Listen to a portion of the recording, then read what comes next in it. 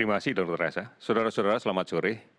Hari ini kami akan mengupdate kembali data kinerja layanan kesehatan terkait dengan penanganan COVID-19 ini.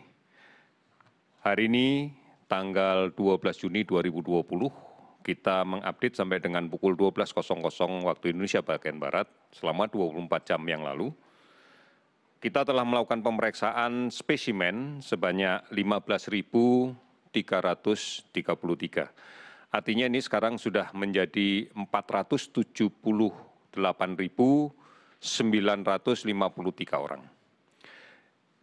Dari jumlah spesimen yang kita update tentunya kita bisa melihat bahwa kalau dihitung jumlah orang yang diupdate, yang dites, kalau kita menghitung seluruh angka nasional memang per 1 juta penduduk sedikit nilainya.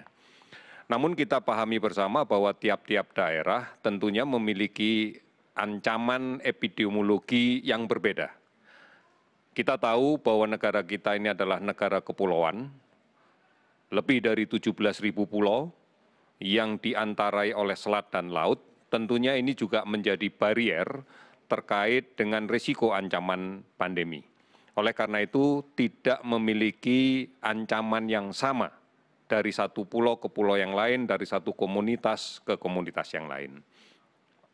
Kalau kemudian ini dibandingkan dengan negara lain, misalnya kita menghitung keseluruhan wilayah Korea misalnya, maka kita tahu Korea adalah negara daratan. Kita lihat bahwa per 1 juta penduduk yang dilakukan pemeriksaan, dilakukan tes adalah 20.810. Kemudian kalau kita lihat Malaysia, 19.120.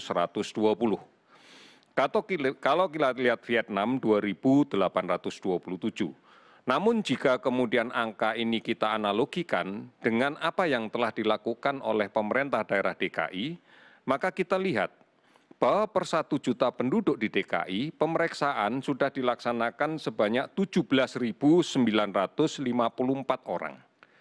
Artinya angka ini sebenarnya tidak kemudian mengesankan bahwa kita tidak menangani dengan baik.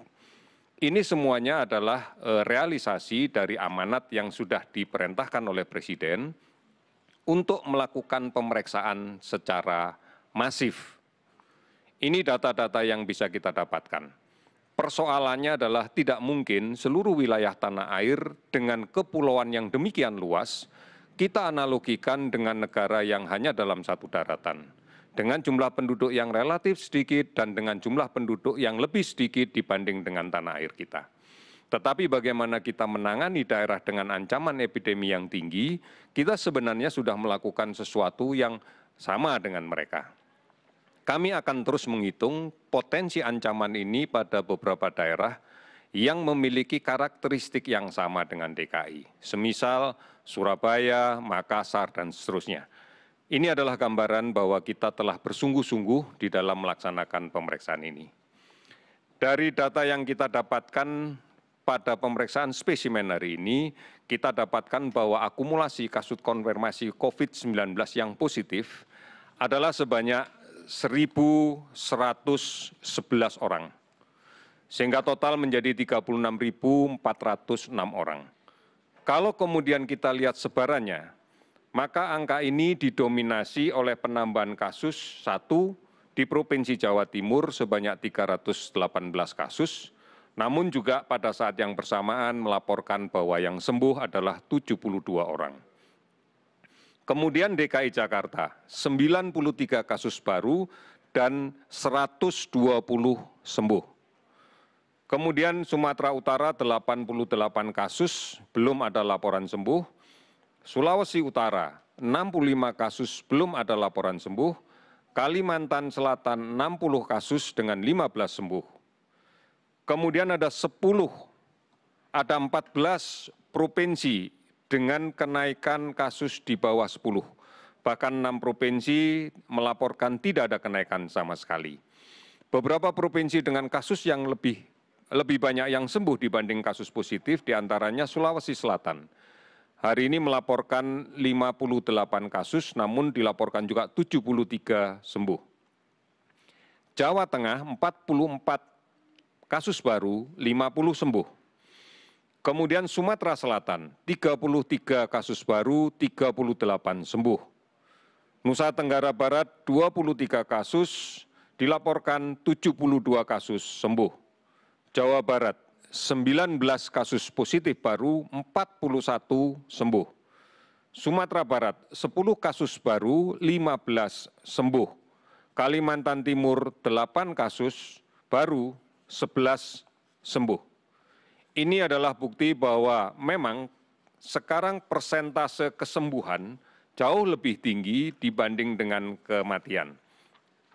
Kalau kita perhatikan data akumulasi sampai dengan kondisi saat ini, 35,8% sembuh, sedangkan kematian berada di kisaran 5,67%. Saudara-saudara, kasus sembuh total untuk hari ini sebanyak 577, sehingga kemudian total bisa menjadi 13.213. Meninggal 48, total menjadi 2.048. 424 kabupaten kota telah terdampak COVID-19 di 34 provinsi. Sementara orang dalam pemantauan yang dilakukan sampai dengan saat ini akumulasinya ada 37.538, sementara pasien yang dalam pengawasan adalah sebanyak 13.923 orang. Ini kita maknai bahwa sebagian besar provinsi sudah menuju ke grafik yang cenderung untuk menurun. Bahkan banyak yang kemudian dalam beberapa hari terakhir ini tidak dilaporkan ada kasus baru. Pemeriksaan laboratorium yang secara masif kita lakukan, kemudian kontak tracing yang secara agresif kita lakukan, inilah yang kemudian menggambarkan banyaknya kasus positif yang didapatkan, serta kemudian banyaknya kasus sembuh yang bisa kita laporkan. Saudara-saudara, kita tidak bisa melihat seluruh permasalahan COVID-19 di wilayah tanah air ini dalam satu perspektif data yang sama.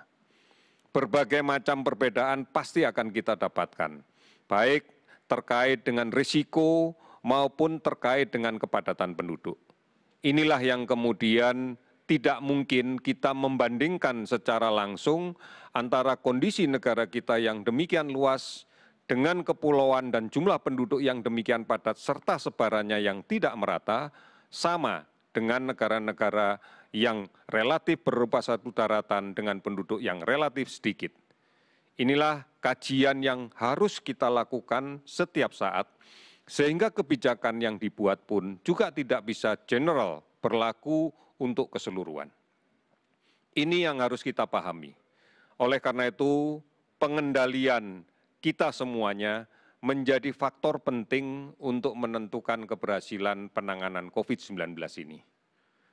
Tetap untuk patuh dan disiplin dengan protokol kesehatan, menjaga jarak, menggunakan masker, mencuci tangan dengan menggunakan sabun, pola hidup bersih sehat, cukup aktivitas fisik dan istirahat, ini menjadi penting.